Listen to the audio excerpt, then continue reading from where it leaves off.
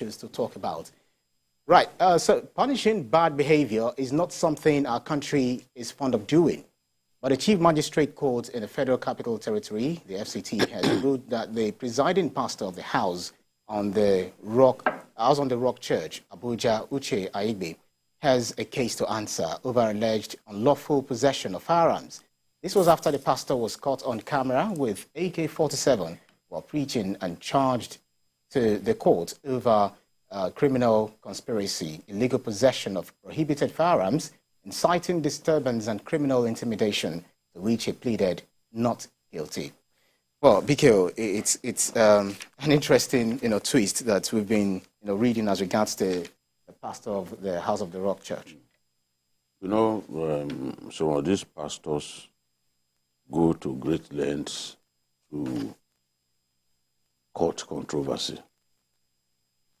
You can, if you are desperate to make a point, you can actually use a gun, a wooden gun. It can help you to carve a gun that you can use that will look very much like a rifle that you can use to illustrate your point. But we live in a country where people just think they can do what they like and get away with it.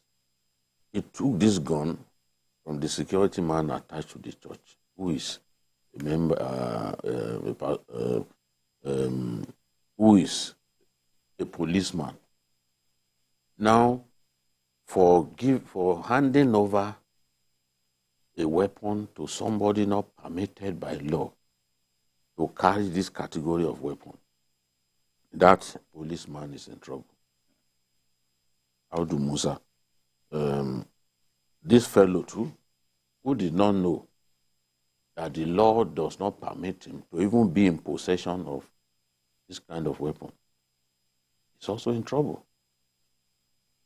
So you can preach, make your point without causing needless controversy.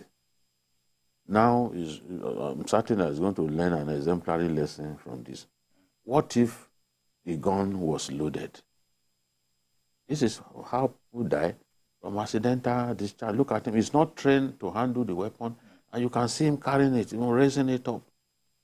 I've seen where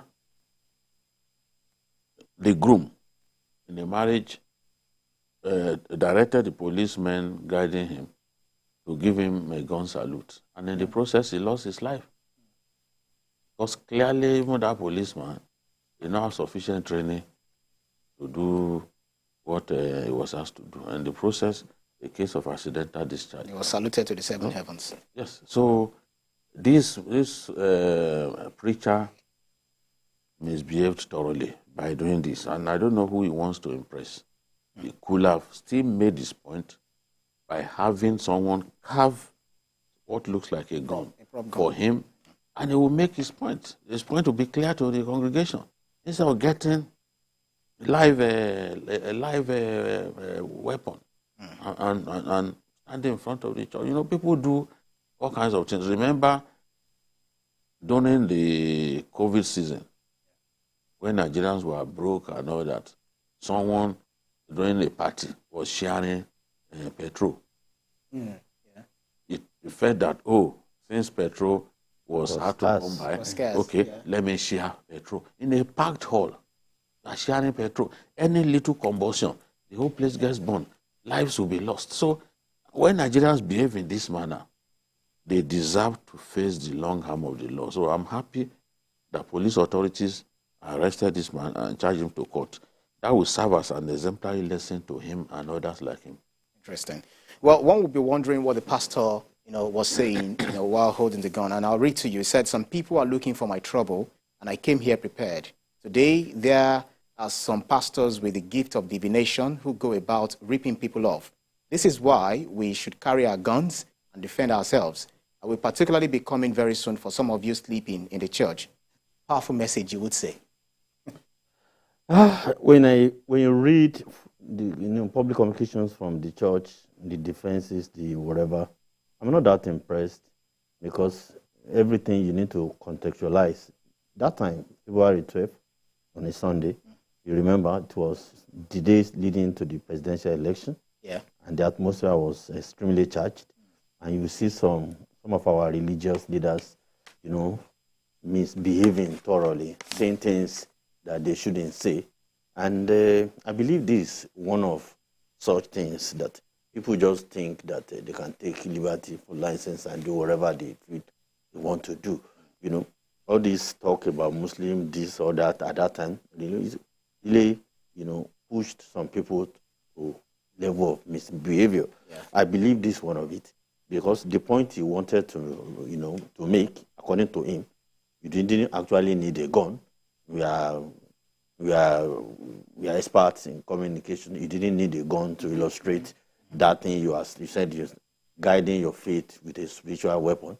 Does that, amount to holding, a proper so only God knows what was going on in his mind and the message he wanted to actually pass.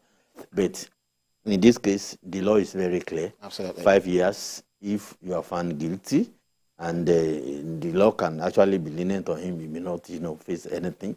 But we need to know, in our country, it is not only the president that is our leader. It is not only the governor that is the leader. It is not the ministers, senators, and all that. We are all leaders in our own right. In religious circuit, we have leaders. In music, in everything, if you achieve fame, you are a leader.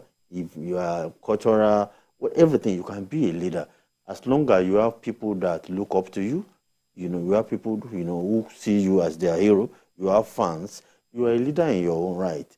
You should be able to comport yourself in a very decent manner, in a way that you can explain to your children that you can look up to me, that you can follow this. What that pastor did is a disgrace to the fellow pastors. Yeah. How many of our pastors behave like that? How many of our other people behave like that? It is extremely wrong. There is nothing, nobody can convince anyone to say, I only want the message to sink in. What message? Carry, lawful, you are not permitted to carry this. Absolutely. And you are not telling you it's unloaded. A gun assigned to a police officer is not loaded. You can tell that to the Marines. All right, but BKO, very quickly. But then the pastor, Pastor Igbo, has apologized for mounting the pulpit using firearm to illustrate his sermon. His action was not. He said his action was not thoughtful, and that that has left him disappointed in himself. Without running the risk of sub judice, what do you think about his apology? Well, it's apology taken, but the law should take its course. That's somebody else will do something funnier. And apologize too. The reason crime is rampant in our country is because we hardly punish people, especially those who have got tons of cash. Politicians, many people just do what they like, as if we are a nation not governed by laws. So let him face his day in court. It's for the judge to determine whether his apology is taken. It's not. He didn't commit a crime against me. He committed a crime against the state. It's the state that should determine whether his apology is accepted or not. All right, then. So let's